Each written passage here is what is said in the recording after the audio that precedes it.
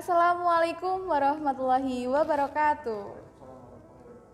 Berjumpa lagi dengan podcast Forum OSIS Banyumas, yang mana moderatornya udah beda nih guys. Kalau tahun lalu itu ada Kak Bimo dari Forum OSIS Banyumas Angkatan 3, dan untuk sekarang ada saya, Ayu Sintia Nugraha Hidayah dari Forum OSIS Banyumas Angkatan 4. Oke, untuk narasumber kali ini sangat sungguh inspiratif dan sangat luar biasa. Oke, aku spill sedikit tentang narasumber hari ini.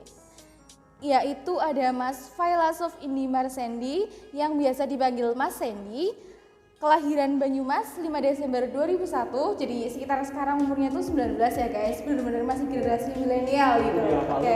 Siapa tahu mau terima dia kan. Oke, gitu ya. Oke.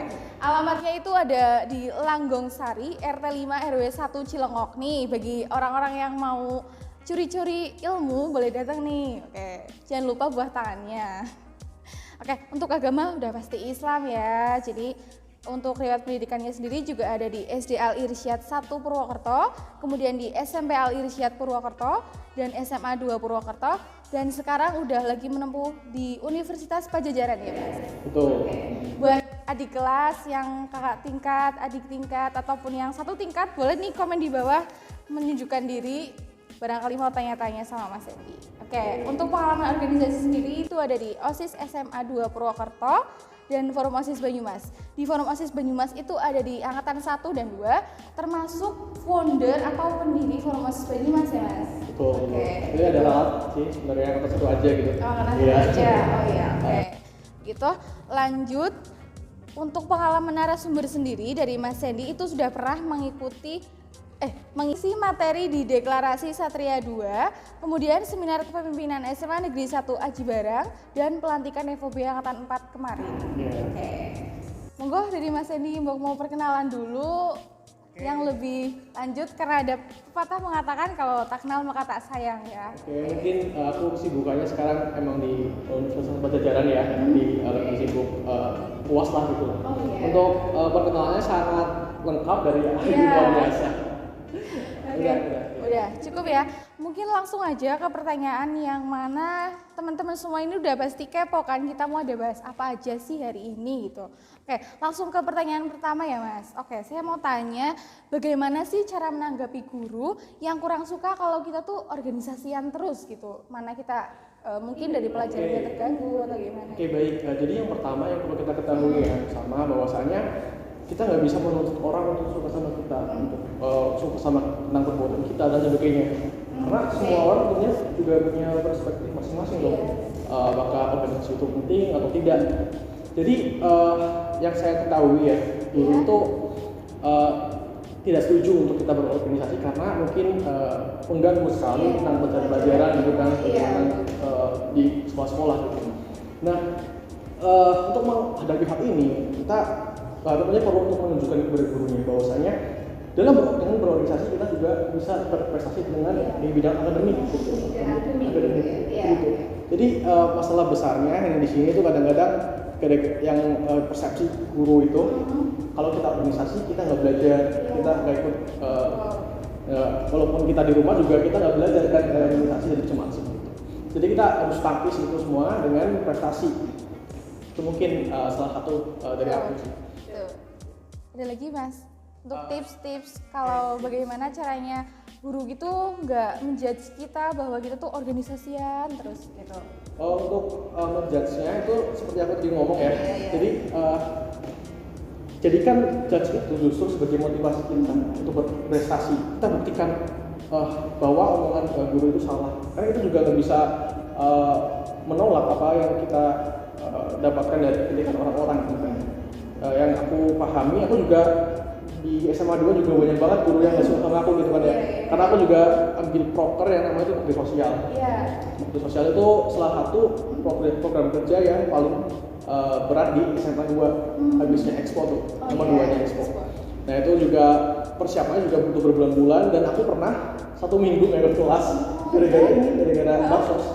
Jadi perspektif guru itu buruk terhadap aku karena habis seminggu itu aku nggak datang atau mungkin gimana ada absen gitu ya. Nah tapi aku berusaha bagaimana caranya agar aku bisa aku berprestasi tanpa tanpa harus meninggalkan organisasi gitu kan betul. lebihnya. Ya, seperti itulah. Oke, gitu ya. Kalau gini Mas, kan kita itu menjadi diri sendiri kalau misal kita di luar organisasi yang dituntut mana kita harus punya kepemimpinan, punya tanggung jawab gitu. Jadi gimana sih kalau misal di organisasi itu tetap menjadi diri kita sendiri, tetapi kita tetap memiliki jiwa kepemimpinan, jiwa tanggung jawab gitu Mas.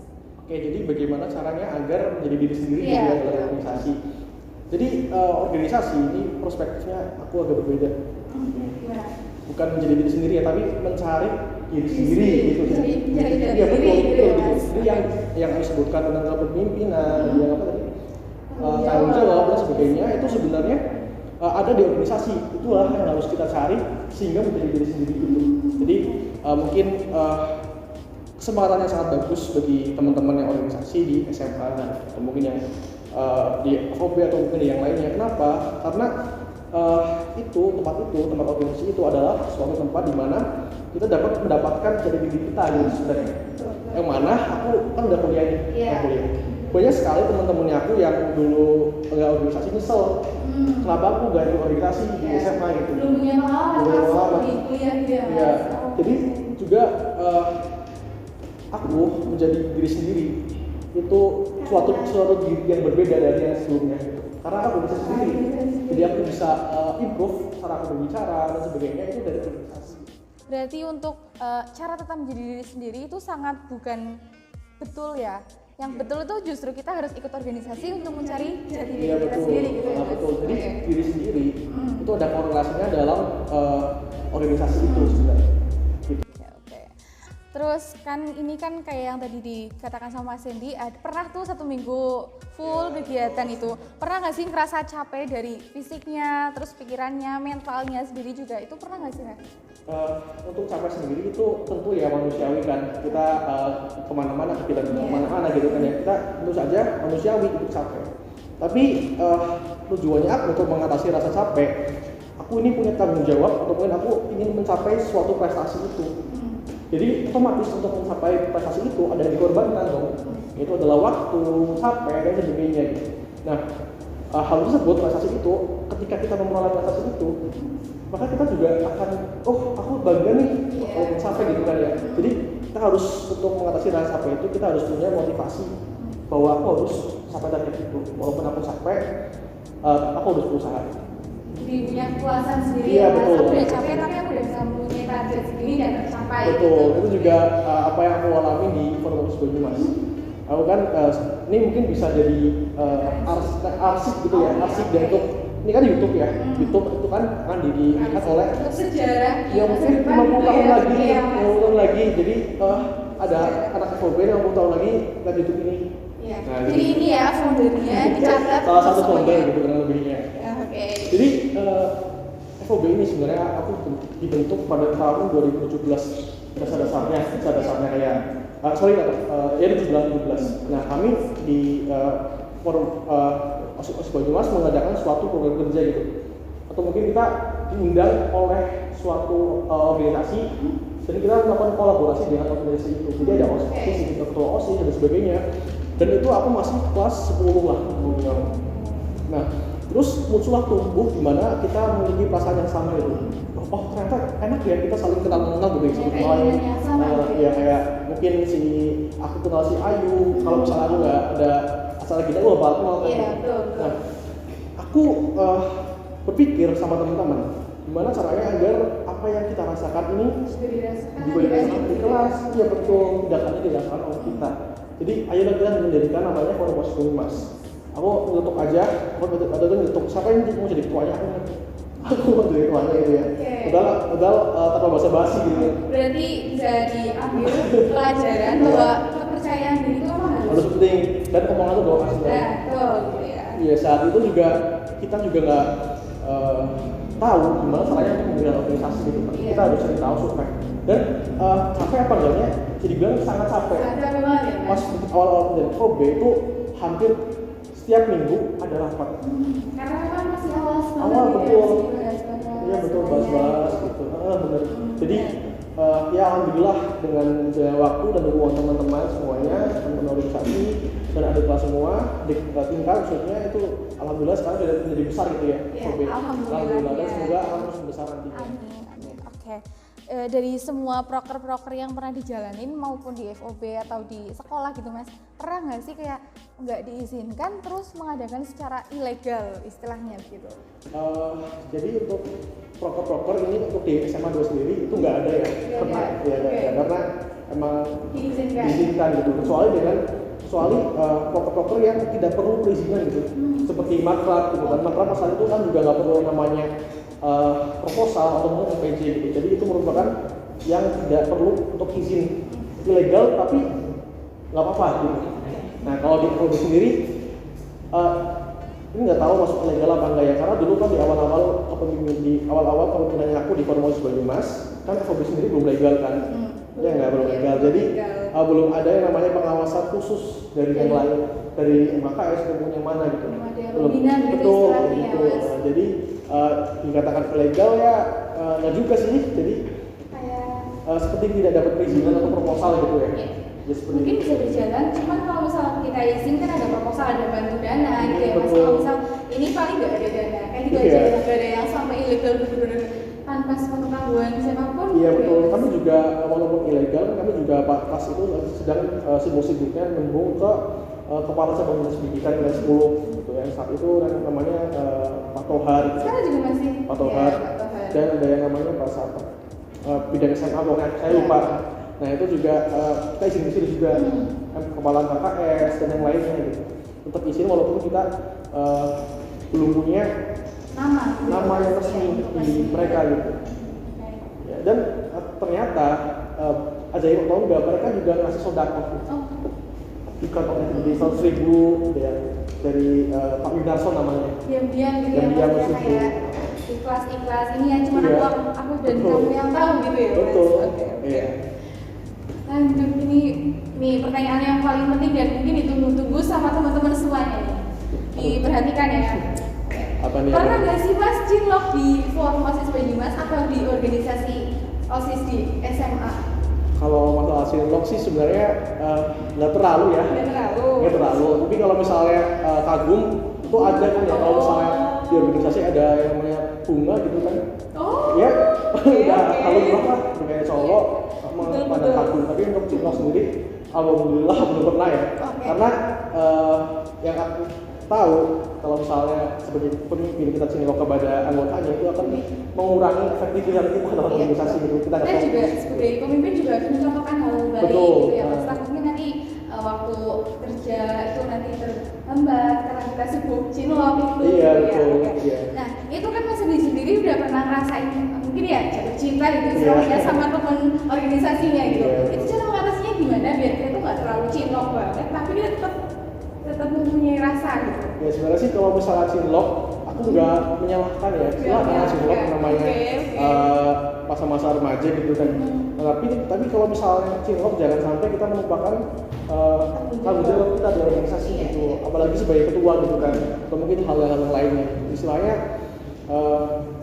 tetap ingat apa yang menjadi tanggung jawab kita. Terus kalau misalnya teman-temannya ada nggak sih Mas, temannya Mas Dian benar-benar sampai berdua-dua terus gitu? Iya, kalau di FOB angkatan 1 aman sih, nggak ada yang benar-benar ini ya cinlok gitu kan ya. Tapi kalau misalnya di teman-teman OSISku ada gitu. Iya. Itu cara nanggapinnya gimana sih Mas? Kan Mas sendiri menjadi ketua gitu, mungkin ngingetinnya atau gimana? Itu caranya gimana? Kalau misalnya sih aku nggak larang mereka ya, kayak misalnya nggak boleh gini nih, ya kasih pendekatan secara pribadi gitu kayak nanti kamu kalau misalnya pacaran jangan lupa ada rapat ya, jangan lupa ada ini ya. Nah kalau misalnya kita tiba-tiba tolak gitu, jangan kamu nggak boleh pacaran gitu. Nah nanti juga mereka juga tersinggung, juga sungkan kepada organisasinya, nantinya malah tambah bahaya gitu kan. Iya betul. Iya betul. Berarti tetap harus dari hati ke hati gitu ya Iya, Mas. betul. Oke. Lanjut, jadi kemarin kita udah buka question box di Instagram gitu ya. Maaf belibet nih Mas, aduh susah banget. Nah itu udah ada pertanyaan dari beberapa teman-teman yang kita ambil. Boleh langsung saya tanyakan ya Mas untuk ke Mas Hendy. Yang pertama nih Mas, ada tips gimana sih Mas agar kita tuh tetap nyaman dan nggak merasa terbebani dalam kegiatan organisasi? bagaimana caranya agar nyaman dan tidak terbebani dalam organisasi gitu ya. Iya, tetap enjoy. Tetap enjoy gitu. Jadi jadikan kalau misalnya aku nih, jadikan organisasi itu sebagai suatu hobi gitu. Jangan sebagai suatu keharusan. Memang ada keharusan itu, tapi jangan sebagai beban gitu istilahnya, lebih tepatnya beban. Jadi di organisasi itu sebenarnya enak loh. Jadi kita punya teman banyak, kita mengerjakan suatu proyek yang dimana orang lain belum pernah iya belum pernah kita dikasih kesempatan betul belum gitu. pernah merasakan itu kan. Iya. Jadi jadikan itu suatu hobi dan jangan sampai kita juga karena kita baru organisasi kita juga akan melupakan hobi-hobi kita ya kan, kayak misalnya main bola atau bagaimana musik gitu ya, dan bahkan kita bisa masukkan hobi kita dalam organisasi. Betul. Misalnya nih aku hobi yang namanya main PUBG gitu. Nah, aku di FOP juga banyak banget temen yang bisa main PUBG gitu. Kita main organisasi, ya betul. Sambil kita organisasi, sambil kita main bareng. Atau bahkan yang rutin itu tiap tahunnya ada pusat FOP gitu kan. Iya, Kan cowok-cowok kan banyak kan. Cowok-cowok banyak. Yang ikut kan. Nah, ini juga bisa salah satu faktor yang akan mengurangi rasa terbebani di organisasi. Kita harus tetap ngerasa kayak pasti ada baiknya gitu ya. Kemudian terus kalau misalnya kita ini kan lagi di masa pandemi ya Mas, cara membangun semangat yang lebih itu gimana sih? Karena orang tuh kayak susah banget semangat di masa pandemi gitu. Ya kalau misalnya membangun semangat di masa pandemi ya ingat ya, jadi yang pertama jangan sampai pandemi ini menjadi alasan kita untuk tidak berprestasi gitu ya, untuk tidak semangat online lah gini gitu. Jadi ada berbagai macam hal yang dilakukan yang dapat kita eksplorasi di masa pandemi ini, banyak banget. Jadi contohnya kita juga bisa mengundang suatu orang yang besar gitu. Misalnya siapa menteri atau sebagainya tanpa harus datang ke sini. Itu benefit yang luar biasa buat kita kan. Lebih efektif gitu ya Mas. Iya betul. Jadi itu bisa jadi motivasi buat kita semangat gitu. Walaupun di pandemi gitu. Iya. Jadi kita juga masih bisa berinovasi bagaimana cara kita menggunakan teknologi dengan baik. Iya betul, gitu betul ya, sekali. Lanjut aja ya Mas, maksudnya gimana sih Mas cara bagi waktu dalam organisasi kalau misalnya ada jadwal tabrakan? Contoh ya ada dari pelajaran sendiri atau mungkin ada acara dari keluarga, terus dari OSIS sekolah dan OSIS forum OSIS Banyumas gitu. Itu gimana cara membaginya? Jadi ilmu yang aku dapat ini dalam berorganisasi untuk membagi waktu kita buat 4 tahapan. Kita buat tahu nggak garis koordinat X gitu kan ya. Jadi yang Y itu penting, yang X itu mendesak, semakin mendesak. Jadi kita ada 4 penting dan mendesak, tidak penting dan tidak mendesak, terus dan sebagainya. Mendesak dan sangat harus. Iya, jadi kita bisa mempotkan di manakah kita harus untuk menempatkan itu. Jadi kita ketika menempatkan kita harus dapat memilih mana yang harus kita kerjakan duluan atau kita kerjakan nanti gitu. Dan sebagainya. Gitu ya. Tuh tips perlu dicatat kepada buat teman-teman, ini tips-tips dari Mas Edi itu sangat-sangat inspiratif. Bagi kalian yang belum tahu, jadi kalian kan sudah tahu gitu. Oke. Untuk yang terakhir nih Mas, gimana cara ngejelasin orang tua yang bilang organisasi yang terus sih gitu. Terakhir Mas. Iya. Untuk jelasin orang tua ini jangan-jangan kita malah yang kalau di rumah malah kita yang sering main game, jangan bukan belajar atau gimana atau membantu orang tua gitu ya Mas. Jangan-jangan karena itu orang tua nggak suka sama kita lihat di sendiri sama sendiri apakah kita belajar atau tidak gitu. Nanti orang tua justru bisa menyalahkan karena organisasi kita nggak belajar gitu. Padahal kita juga bisa berorganisasi dan belajar sekaligus gitu. Itu juga yang pertama kita harus membuktikan lah ke orang tua bahwa kita tuh bisa belajar atau mengambil prestasi di dalam organisasi ini. Iya. Itu Mas? Ya mungkin gitulah. Tuh tips-tips dan sebuah saran-saran dari Mas Edi yang perlu kalian petik karena ini memang sangat memotivasi kalian. Untuk yang terakhir nih Mas, pertanyaan yang terakhir dari Q&A teman-teman, kritik mengkritik dalam organisasi apakah penting atau hanya sekedar formalitas aja Mas? Oke, baik, buat kritik mengkritik sendiri itu menurut aku sangat penting ya dalam organisasi gitu ya. Jadi ketika kita kritik mengkritik, kita juga akan membangun yang namanya pikiran. Kita membangun pikiran di antara kita semua. Nah, ketika apalagi kan di era ini juga birokrasi di Indonesia juga menurunkan. Jadi kita betul. Jadi tukar pikiran atau mungkin banyaknya kritikan itu masuk untuk menaikkan istimewa demokrasi kita, membangun demokrasi kita gitu. pertanda bahwa demokrasi baik, ada kritik mengkritik gitu. Juga ini juga bisa buat evaluasi buat diri kita sendiri dan buat evaluasi orang lain. Bahwasanya ini loh pikiran yang aku sampaikan buat kebaikan buat kita semua gitu. Nah seperti itu. Jadi kritik mengkritik itu bukan hal yang negatif, justru malah hal positif ya Mas? Iya. Karena banyak orang yang merasa dikritik itu kayak, kamu lihat aku buruk-buruknya saja gitu. Padahal itu justru malah membangun kita untuk lebih baik. Jadi kritik dan mengejek itu hal yang beda ya. Iya, kalau kritik kita bisa mengkritik suatu kebijakan atau mungkin yang lain dan sebagainya. Tapi kalau misalnya kita mengejek itu kayak lebih ke menjatuhkan gitu ya. Menjatuhkan itu jangan malah diorganisasi. Tapi ya begitu dalam mengkritik pertukaran pikiran. Jadi kritik yang bagus itu ketika kita mengkritik dan ada tanggapan dari orang yang dikritik. Jadi misalnya gini, kamu tuh harusnya gini dalam organisasi gitu. Nah, aku juga punya pembelaan. Enggak loh, aku udah ngelakuin ini. Kenapa kamu bisa ngerti aku gitu loh? Padahal aku udah ngelakuin ini. Jadi itulah perlunya yang namanya kritik mengkritik. Karena kita masuk makhluk sosial juga Betul. ya Mas, paling utama sih itu poinnya. Oke. Untuk terakhir nih Mas, kesan atau saran untuk Forum Banyumas angkatan 4 ini dan ke depannya. Untuk kesannya, aku pribadi ya sangat terharu ya begitu besarnya Forum Banyumas sekarang. Alhamdulillah. Aku nggak nyangka udah nyampe ke 4 periode gitu dan semoga bisa nyampe ribuan periode ke depannya. Supaya untuk adik-adik kelas yang suatu saat bakal jadi Forum Banyumas, ingat pesannya Mas ya. Iya betul. Juga aku bangga lah sudah sangat berkembang dari angkatan pertama gitu. Udah jauh berkembang itu sudah banyak dan banyak sekali inovasi-inovasi yang dihadirkan di Forum Banyumas ini. Iya. Gitu. Untuk pesannya Mas, untuk pesan dan atau saran kita. Oke, untuk pesannya yang pertama haruslah kita saling mengenal gitu ya. Jangan sampai nggak ada yang tahu namanya, nggak tahu yang nama sekolahnya gimana gitu. Kita harus tahu kenal. Karena aku udah bilang berkali-kali di setiap aku jadi pembicara pasti aku bilang, ya kan. Kunci yang pertama itu sebelum kita bangun organisasi itu harus kita kenal mengenal. Karena dalam ketika kita kenal mengenal, maka kita juga mampu untuk beradaptasi di lingkungan kita. Karena kita sudah saling mengenal ya. Betul. Kamu tipenya seperti ini, saya tipenya seperti ini, mereka seperti apa gitu ya Mas. Oke. Terus saran-sarannya Mas kan jelas kita manusia kan pernah salah gitu kan. Sarannya kalau dari Mas sendiri apa sih yang perlu kita koreksi lagi gitu? Oke. Untuk sarannya menurut aku sih gini, jadi di dalam organisasi itu udah pasti ada namanya suatu masalah kan, suatu problematika yang ada di organisasi, ada bentrokan, ada yang lain sebagainya. Nah itu gimana caranya kita agar keluar dari hal itu? Jadi kalau kita lihat kan suatu grafik kan gini kan ya, nah ketika kita mencapai klimaks maka diperlukan kepala dingin atau mungkin sebagainya untuk menurunkan kembali klimaks itu. Menyelesaikan masalah. Ada namanya problem solving gitu. Kalau misalnya kita ingin tahu problem solving itu harus lama sih itu sebenarnya ada pencarian sendiri gitu problem solving. Ya itu intinya lah harus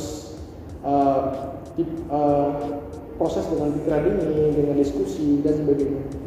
Jangan sampai ini berlarut-larut juga masalahnya. Itu salah satu problem dalam organisasi yang menurut aku paling besar.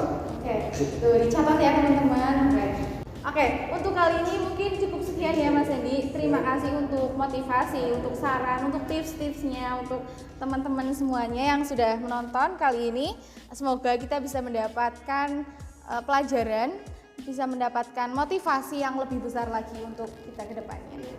Ya, aku juga mau berterima kasih ya kepada Ayu dan Forum Banyumas angkatan 4 gitu ya, udah undang aku gitu ya. Ini suatu luar biasa penghormatan yang diberikan oleh angkatan 4 buat aku sampai podcast di sini. Suatu kehormatan juga Mas Hendy mau datang di podcastnya kita gitu ya. Oke, cukup sekian ya Mas. Cukup sekian dari saya. Terima kasih ya. Wassalamualaikum warahmatullahi wabarakatuh. Sampai jumpa.